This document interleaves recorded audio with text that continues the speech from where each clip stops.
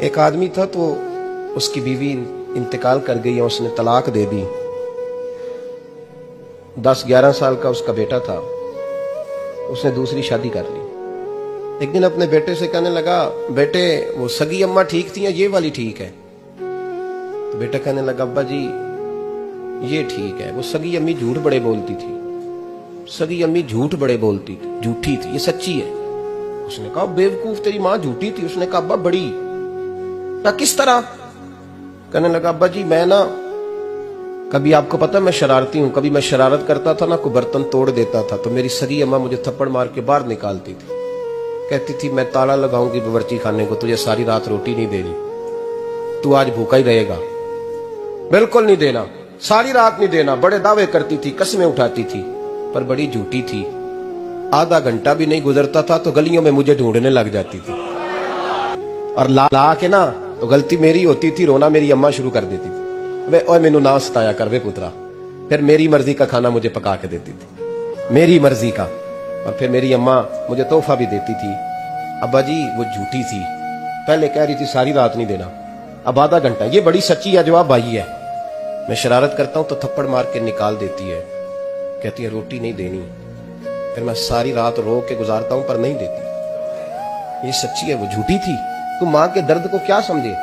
بچے تو کہتے ہیں اماں نے ہمیں قید کر دیا, اماں کہتی ہے میری مرضی سے کھاؤ. اور تجھے نہیں پتا اس نے قید نہیں کیا, وہ تم سے پیار بڑا سچا کرتی ہے, اور بڑا سچا پیار کرتی ہے تیرے ساتھ, بڑا سچا. کہ میرے جیسے پیر کے ہاتھ میں 5000 روپیہ نذرانہ دو نا, پیر صاحب دعا کرنا, تو پیر صاحب نے دعا پکی یاد کی ہوئی ہے سب کے لیے, رٹی رٹائی, اللہ خیر کرے, اللہ بھلا کرے, اور سب کے لیے رٹا لگایا ہوا ہے.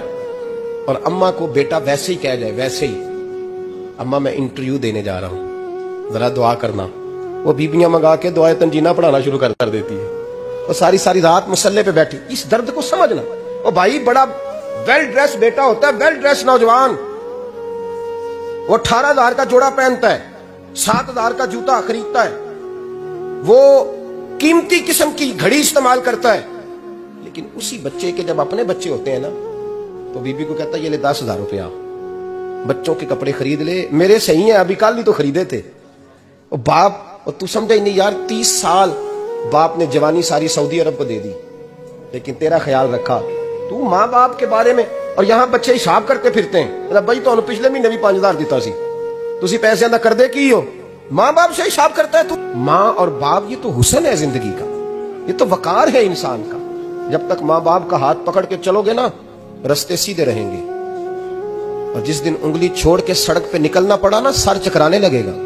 یاد رکھنا, یہ بڑا مشکل کام ہوتا ہے. لوگوں کا تو رخ ہی اس دن واضح ہوتا ہے جس دن آدمی سائے سے محروم ہوتا ہے, ماں اور باپ.